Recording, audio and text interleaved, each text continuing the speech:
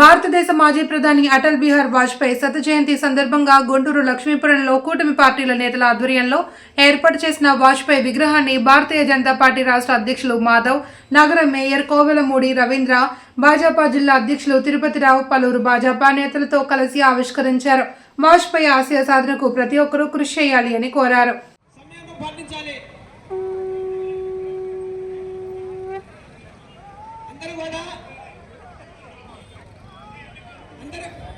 విగ్రహం దగ్గర పచ్చిగా ఉందండి, దయచేసి ఎక్కువ శాతం ఎక్కొద్దండి. విగ్రహం పచ్చిగా, విగ్రహం దగ్గర ఉంటే చుట్టూ బేస్మెంట్ పచ్చిగా ఉంది.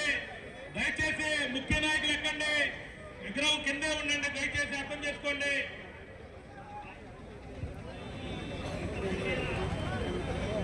పైన వాళ్ళు దిగుతున్నారు, వారికి దారి ఇవ్వండి. పైన ఉన్న వాళ్ళు దిగుతున్నారు, వారికి దారి ఇవ్వండి. దయచేసి దారి ఇవ్వండి. వాళ్ళకి నాయకులు దిగుతున్నారు, వారికి దారి ఇవ్వండి, సహకరించండి. భారత్ మాతా కీ కోవెలమూడి రవీంద్ర గారు విగ్రహావిష్కరణ కార్యక్రమంలో వచ్చి వారికి విగ్రహానికి పూలమాల వేస్తున్నారు. భారత్ మాతా కీ, భారత్ మాతా కీ.